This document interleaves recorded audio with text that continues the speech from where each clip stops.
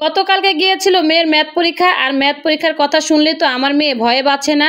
আর আমি সেই দিন চিন্তা ভাবনা করেছিলাম বাসা থেকে একটু রিল্যাক্সে আস্তে ধীরে বের হব, সেটা আর আমার কাছে হয়ে উঠলো না। হ্যালো এভরিওয়ান, আসসালামু আলাইকুম। সবাই কেমন আছেন? আলহামদুলিল্লাহ, আল্লাহর রহমতে আমি ভালো আছি। আপনারাও আশা করি ভালো আছেন। যে যেখান থেকে ভিডিওটা দেখবেন সবাই কন্টিনিউ করবেন, ভালো লাগলে লাইক কমেন্ট শেয়ার করে সাথে থাকবেন। তো যাই হোক, আমি চলে যাই মেন ভিডিওতে। আমি সকাল সকাল ভোরবেলা ঘুমের থেকে উঠেছি, ঘুম থেকে উঠে মেয়েকে জাগায় দিয়ে তারপরে ওকে একটু পড়তে বসে দিয়েছি।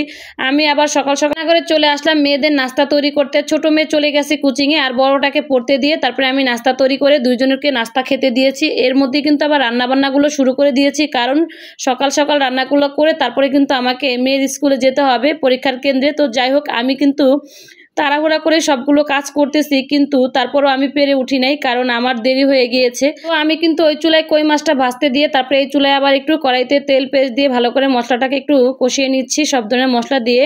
আর আজকে কিন্তু একটু আলু দিয়ে টমেটো দিয়ে কই মাছের ঝোল করব। আর অনেক দিন হয়েছে এই কই মাছটা আমি রান্না করব করে আসলে করা হচ্ছে না। এটা একদম দেশি কই মাছ অরিজিনালি। তো যাই হোক, মাছটাকে আমি ওই চুলায় ভাজতে দিয়ে তারপরে মাছটাও হয়ে গিয়েছে। এখন কিন্তু আলুটাও কষানো শেষ হয়ে গিয়েছে। আলুটার সাথে কিন্তু আমি এখন মাছগুলো দিয়ে আরেকটু নেড়েচেড়ে ভালো করে একটু কষিয়ে নেব। তো যাই হোক, তরকারিটা কষতে দিয়ে কিন্তু আমি আরেক চুলায় আপনার তাওয়া দিয়েছি। তাওয়াতে কিন্তু টাকি মাছ ভাজতেছি। টাকি মাছটা ভাজবো এবং কি দুপুরে ভর্তা করার জন্য। টাকি মাছের ভর্তা কিন্তু খুবই ভালো লাগে খেতে, আমরা তো খুবই পছন্দের একটা খাবার। তো যাই হোক, টাকি মাছটা ওই চুলায় ভাজতে দিয়ে তরকারিতে পরিমাণ মতো ঝোল দিয়ে দিলাম। ঝোলটা দিয়ে তারপরে কিন্তু এখন একটু কয়েক টুকরো টমেটো দিয়ে দিব। টমেটোটা দিয়ে একটু পরিমাণে ধনিয়া পাতা দিব। ধনিয়া পাতা দিয়ে আর একটু নেড়েচেড়ে ঢাকনা দিয়ে ঢেকে কিছু সময় রেখে তারপরে কিন্তু আমি তরকারিটা নামিয়ে নিব।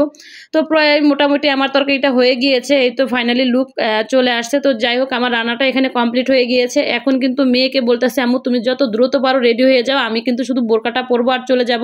মেয়ে রেডি হয়ে গিয়েছে, আমিও বোরকাটা পরে তাড়াহুড়া করে বের হয়ে গেলাম। রাস্তা দিয়ে তাড়াহুড়া করে হাঁটতেছি। তারপরে মেয়ে ওভারব্রিজের উপরে অনেক জোরে জোরে করে উঠলো। আমি ভাবছি যে বাসটা মনে হয় চলেই গেছে, স্কুল বাসটা আমাদেরকে রেখে। আজকে যদি স্কুল বাসটা মিস করতাম তাহলে কিন্তু মেয়ের পরীক্ষার কেন্দ্রে যেতে অনেক দেরি হতো।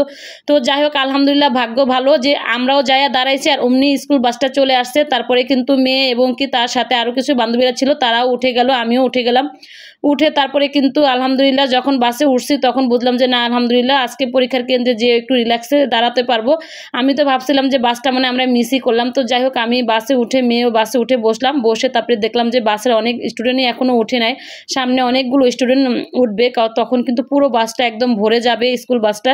তো যাই হোক, আলহামদুলিল্লাহ আল্লাহর কাছে শুকরিয়া জানাই যে অনেক দেরি হওয়ার পরও কিন্তু আমি বাসটা পেয়ে গিয়েছি।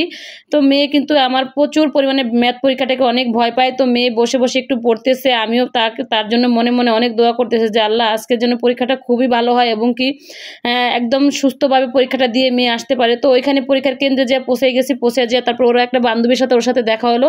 দুইজনে একটা গাছের নিচে বসলাম। তো আমিও একটু ওইখানে দাঁড়িয়ে ওদের সাথে কথা বলতেছি। আপনাদের ভাইয়াও কিন্তু আমাদের সাথে আছে। তো আপনাদের ভাইয়া এই তো একটু আগে চলে আসছে, আমি আবার দেখে গেছে ওনার সাথে একটু দাঁড়িয়ে দাঁড়িয়ে একটু ভিডিও নিলাম। তো মেয়ের বাবা বলতেছে তোমাদের অনেক দেরি হয়ে গিয়েছে, তোমরা অনেক দেরি করে আসছো। তো যাই হোক, কিছু সময় ধরে দাঁড়িয়েছিলাম। তারপরে আপনাদের ভাইও একটু দাঁড়িয়ে রয়েছে পরীক্ষার কেন্দ্রে হলে। এমন সময় আবার এত পরিমাণে ঝড় উঠছে যে বলার বাইরে, প্রচুর পরিমাণে বাতাস এবং কি ঝড় উঠছে, গাছের পাতাগুলো এত নড়তেছে। তো আমিও তারপরে আল্লাহ আল্লাহ করতেছি যে আল্লাহ পরীক্ষার আগে আগে যেন বৃষ্টিটা না আসে। তারপরও যাই হোক, মেয়ে তো এখানে ওর বান্ধবীকে নিয়ে একটু দেখাদেখি করতেছে কি পরীক্ষায় কীভাবে কী দিবে না দিবে। আর সবাই কিন্তু জানেন ম্যাথ পরীক্ষাটাকে বিশেষ করে ভয় পায় অনেক বাচ্চারা, যারা সায়েন্সের পরীক্ষা দেয়।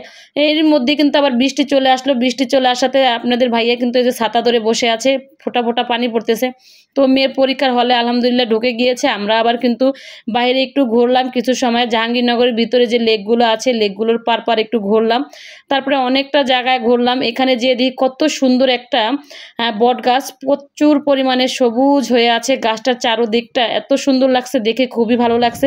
তো যাই হোক, মেয়ে তো পরীক্ষার হলে পরীক্ষা দিচ্ছে, আমরা কিন্তু বাইরে বসে বসে একটু কথাও বলতেছি, আবার চিন্তাও করতেছি যে কেমন করতেছে না করতেছে, বাকিটা আসলে উপরে আল্লাহর ইচ্ছা। তো যাই হোক, এখানে যেয়ে কিন্তু আমি আর আপনাদের ভাই একটু বসলাম, গল্প করলাম কিছু সময় বসে বসে।